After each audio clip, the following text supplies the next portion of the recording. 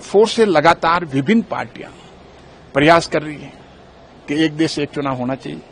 उसमें law commission of India की report भी है, एक देश चुनाव के लिए नीति आयोग का पेपर भी है, और उसके पहले लॉ कमीशन ऑफ इंडिया की और रिपोर्ट है, और भी जो संविधान में विभिन्न सुधार करने के लिए कमेटी बैठी थी वाजपेयी जी के टाइम, उसमें भी है। उसके बाद में हमारे कांग्रेस के ये नचियापन सुदर्शन जो हैं, उनके वो राज्यसभा के मेंबर थे, वो चेयरमैन थे कमेटी के, लॉ कमेटी के, उन्होंने भी वन नेशन वन इलेक्शन के लिए कहा है कि देश में होना चाहिए। क्योंकि आप देखते हैं कि एक तरफ तो चुनाव अलग अलग होते हैं और चुनाव साथ होते हैं, तो चुनाव साथ होने में नुकसान क्या है और चुनाव अलग अलग होने में नुकसान कितना है। अब आपके देखें कि जहां तक हिमाचल प्रदेश की बात करें, दुर्गम कई ऐसे बूथ हैं जहां पर पहुंचना बड़ा मुश्किल होता है, तो वहां पर हम टीचर्स को लगाते हैं, वो जाकर के वोटर लिस्ट प्रिपेयर करता है पंचायत की, उसके बाद में वोटर लिस्ट प्रिपेयर करता है विधानसभा की, वोटर लिस्ट प्रिपेयर करता है लोकसभा की, फिर बाद में पंचायतों के चुनाव कराओ, विधानसभा के चुनाव कराओ, लोकसभा के कराओ। तो आप सोच सकते हैं कि सबसे ज्यादा पीड़ित जो हैं हमारे विद्यार्थी हैं, और वो भी उन सरकारी स्कूलों के जो कि हमारे मिडिल क्लास और गरीबों के बच्चे पढ़ते हैं। जो कॉन्वेंट एजुकेशन जहां पर हैं, प्राइवेट स्कूल हैं, उनके तो टीचर्स नहीं लगते हैं। तो आप देखिए कि हमारे उन बच्चों के साथ में कितना अन्याय है। तो इसमें हमें सभी बहुत व्यापक जो है, पार्लियामेंट का भी मानना है, वहां पे कंसल्टेशन हो, सभी स्टेक होल्डर्स को सुना जाना चाहिए और उनकी हर एक की क्या पीड़ा है उसको जानना चाहिए। क्योंकि ये सवाल चुनाव, ये अगर हम ये देखें कि पॉलिटिकल पार्टी जो है, ये पॉलिटिकल पार्टी जो, हम तो रिसीविंग एंड पे, अगर रीजनल पार्टी अपनी बात करेगी, नेशनल पार्टी अपनी बात करेगी, लेकिन जनता क्या चाहती है।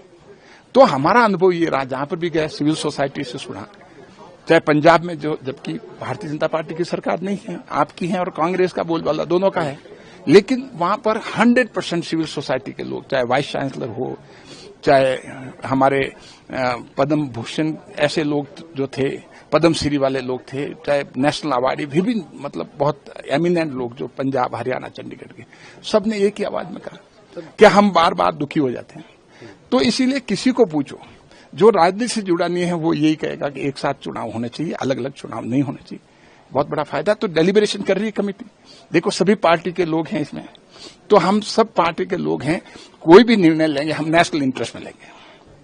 सर, क्या लगता है जो दो बड़े राजनीतिक दल है भारत में, दोनों की जो है मत अलग अलग है इस मुद्दे पर, तो कैसे कंसेंसस बनेगी? देखिए, राजनीति में कुछ भी परमानेंट नहीं है, कुछ भी परमानेंट नहीं। जो अभी इधर बोल रहे हैं, कभी इधर भी आ सकते हैं, क्योंकि कई राजनीतिक पार्टियां जो नेशनल पार्टी जो सोचती हैं कि अगर उनके नेशनल इंटरेस्ट में है और उनके हित में है, तो कभी भी जो आज किधर बोल रहे हैं कभी साथ आ सकती है। तो 2/3 मेजोरिटी चाहिएगा। प्रेजेंट एंड वोटिंग जितने लोकसभा में होते हैं, प्रेजेंट एंड वोटिंग का होता है, संख्या से नहीं है।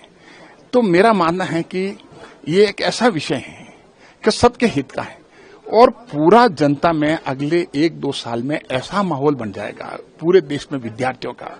मेरा मानना है कि पार्टी को मजबूर होना पड़ेगा, हर राजनीतिक पार्टियों को, क्योंकि हर बच्चा, हर स्टूडेंट चाहता है, किसी में कंपटीशन देता है तो हमेशा चाहता है कि उसका अपॉइंटमेंट आगे सरके, कभी खुद सरके।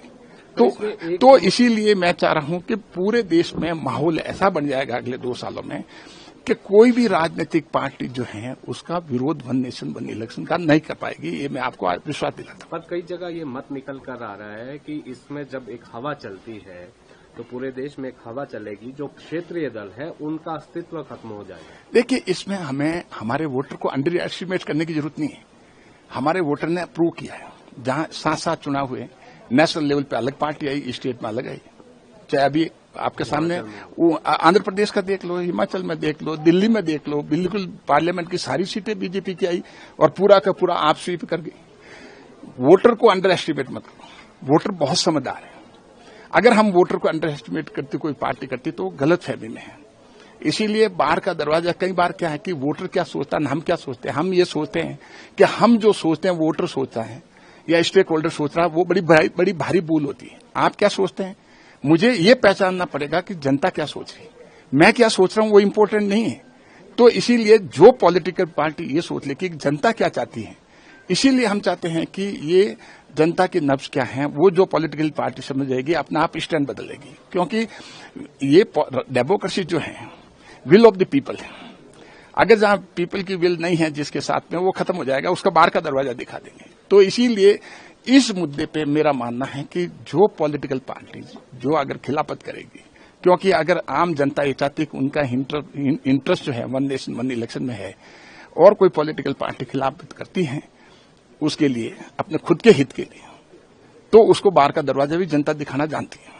एक आखिरी सवाल, संशोधन जब संसद में लाया जाएगा, जाहिर सी बात है उसमें तो जो सत्ताधारी दल है जिसके पक्ष में मतदान होगा ही, वो अमेंडमेंट तो पास हो ही जाएगा।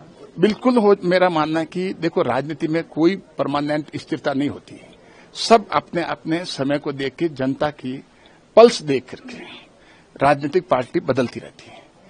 राजनीतिक पार्टी जनता की पल्स से बदलती है, अपने आप नहीं बदलते हैं। उनकी ताकत जनता है, और अगर वो चाहते हैं कि मेरी वो ताकत बनी रहे, तो उस ताकत के हिसाब से अपना बहाव भी मोड़ लेते हैं, वो अपना जो डायरेक्शन भी मोड़ लेते हैं जनता के पल्स के हिसाब से।